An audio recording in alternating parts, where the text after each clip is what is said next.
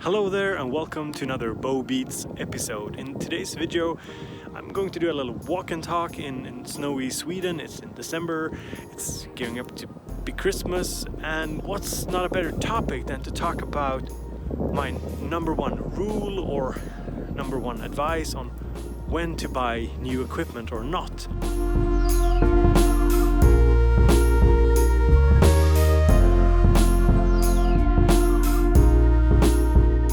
So I will outline the main rule as well as talk about three different kinds of purchases. So over the years that I've made music and been a creative person, I've bought a ton of gear, I sold stuff, I've lusted for gear just like I know you guys do. And my number one rule is very simple. Don't buy things unless you're already being productive. Do not buy things in order to become productive. Look at it like this.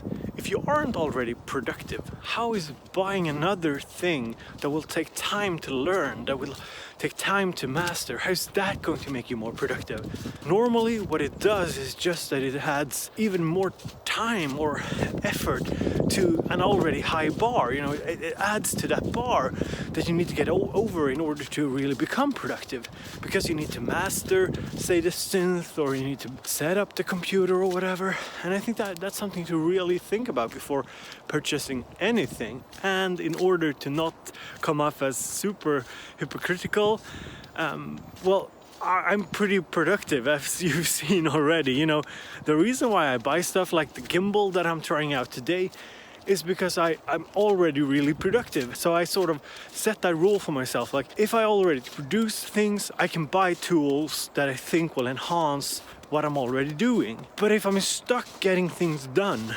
adding new tools would probably not help me that much. I mean, maybe at some point that new tool can help you open up a new path, make you look at something in a different perspective. I know I've argued that point before, but I think you really have to look at your own productivity first and sort that out before you start accumulating things that will need taken care of, basically.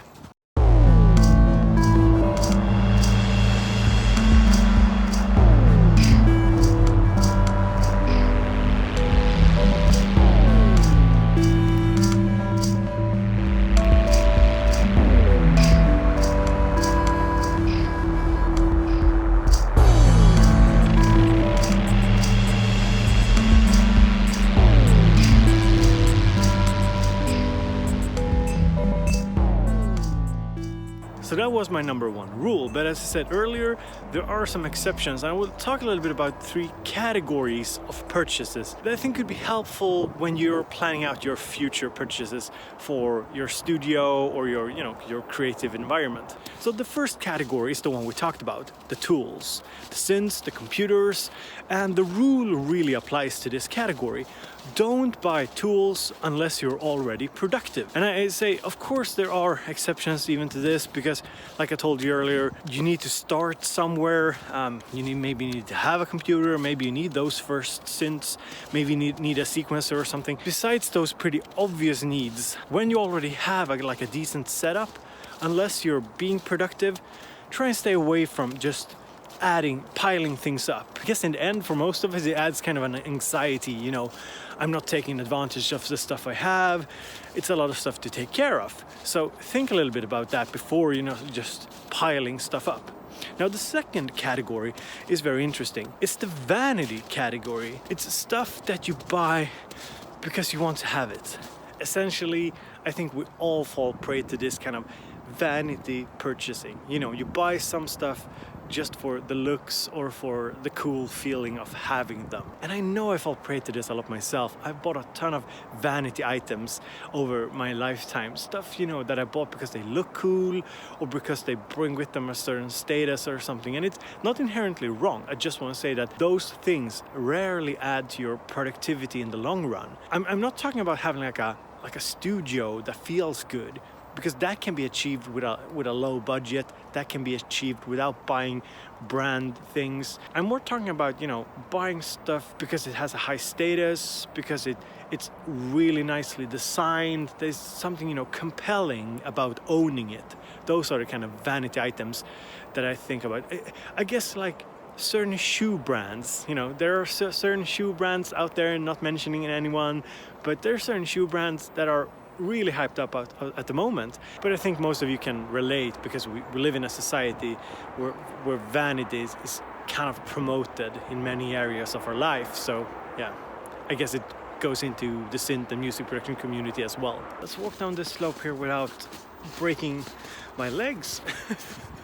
I feel like I'm a retired person, like stumbling around here with the gimbal. Yeah, so let's have a little look around here.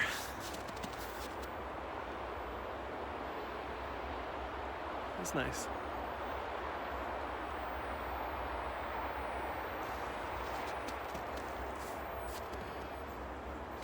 All right, back to bow.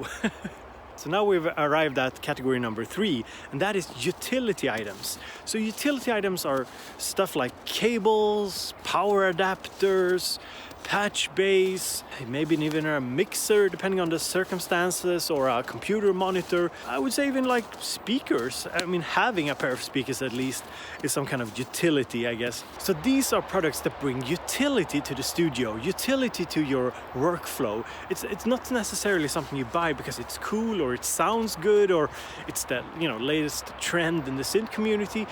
It's more stuff that you need to smoothen out the kinks in your system or make it more accessible or ergonomic. Like even a studio table could perhaps be a utility. Of course, don't go overboard buying like the most expensive high-end stuff if you don't have the kind of money, but creating an ergonomic workspace is definitely something that I think could be very valuable to a lot of people. I mean, not having a pain in your back when you're working or strain on your shoulders, that has definite value, and that's why I put certain things in the utility category. And this gimbal that I'm using currently to stabilize the phone for the walk and talks is a prime example of a utility thing that I was a little bit worried that it was more a vanity thing, like how much will it actually add to my kind of production value that I bring you guys. So far I feel it's definitely a good utility. So I'm just turning the camera around, and this is all shot on the iPhone 8 Plus with the front-facing camera, so it should give you a nice representation of how that looks.